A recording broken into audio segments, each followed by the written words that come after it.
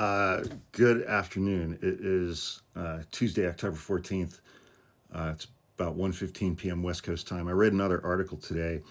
I think it was on Substack, written by a guy named Brian Butler, Beutler. I think he used to work for Turning Point's Memo.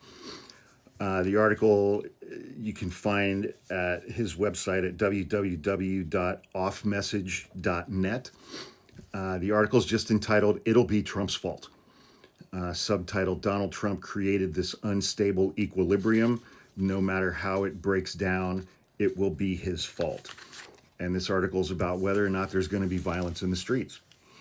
Reading from the article, then I'm going to add some stuff. I think this is worth contemplating publicly, even if many of us worry that broaching the subject risks manifesting something grim into the world. Let's resolve not to be superstitious about it. Donald Trump and Stephen Miller will probably get the blood in the streets they want eventually. I've been saying that for weeks, man. Donald Trump is craving American bodies in the streets of cities in the United States. Blue cities in blue states. Donald Trump wants dead Americans and their blood in the streets. And so does Stephen Miller.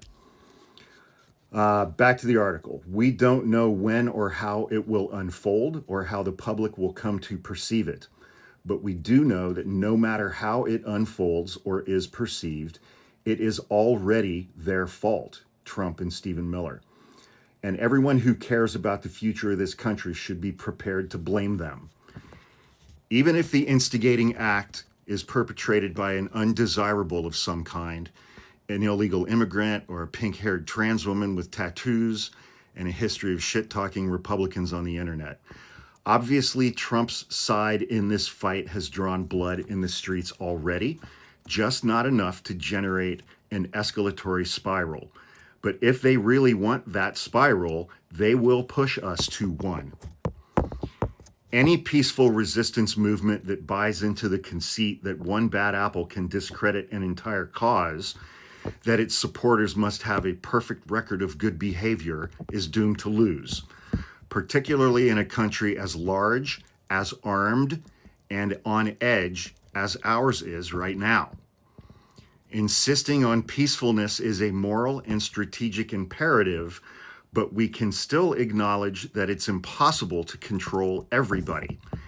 And it's definitely impossible to detect every agent provocateur who might seek to infiltrate and discredit the movement.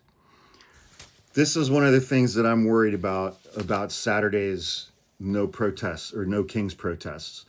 I just put up a long video about an article today from Ken Klippenstein, which includes a joint intelligence bulletin from DHS and the FBI to every law enforcement agency across the country, essentially defining people who participate in the No Kings marches as domestic violent extremists, as domestic terrorists.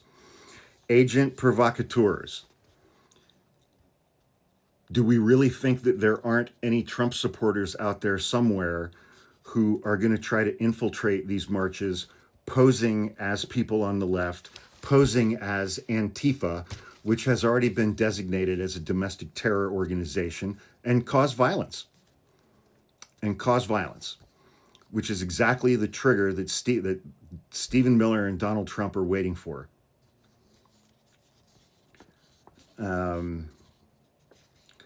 Stephen Miller experiences a libidinal rush he gets off on from dreaming up excuses to crack down harder on the people he hates. And if he gets his wish, a multi-billion-dollar propaganda machine will whir into motion, spreading blame across the entire anti-Trump majority of this country. It would be up to people like us at this point to reject Stephen Miller's blood libel and remind the country who set this cycle in motion. Donald Trump, Stephen Miller, Kash Patel, Pam Bondi, Tom Homan, Kristi Noem. To be clear, I assume that it will be armed goons who ultimately break the unstable equilibrium. They have the guns and the far greater inclination to violence. But however a spiral begins, the ensuing breakdown of order in America will be Trump's fault. The reasons why will be obvious to anyone who's been paying attention. At the beginning of that paragraph, he said, I assume that it will be armed goons who ultimately break the unstable equilibrium. He doesn't say whether those armed goons are ICE agents, DHS agents, FBI agents, or your run of the mill, everyday Trump supporter, amosexual, green buffet, Al Qaeda gun nut, with "We the People" tattooed on his forearm, with a neckbeard, Oakleys, and a MAGA hat. Although they'll be dressed differently this time around. I hate to say this. I hate to say this, but I believe that the No Kings protests present too great of an opportunity for Donald Trump and Stephen Miller and Kristi Noem and Kash Patel and Pam Bondi to pass up. Look at the behavior of ICE agents towards undocumented immigrants, arresting them without warrants, going into their homes without warrants or reasonable suspicion or probable cause, violating the constitutional rights of immigrant detainees left and right. I think that this Saturday is when we are going to see that expand to American citizens. And I have said in multiple videos leading up to this to white people on the left, your whiteness is not going to protect you from this administration. This administration, I think, views you as being more dangerous than undocumented immigrants in the United States because they view you as turning against your own race. This administration views you as race traitors and is desperate to treat all of us as such. They've designated us as terrorists, and they want to treat us like terrorists. And I've also said in multiple videos, think back to how we as a nation treated alleged Middle Eastern terrorists following the 9/11 attacks. We rounded them up in foreign countries.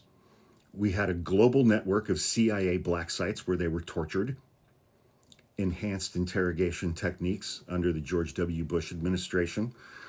We put hundreds of them in Guantanamo Bay in Cuba and let them rot, sometimes for decades, with no criminal charge.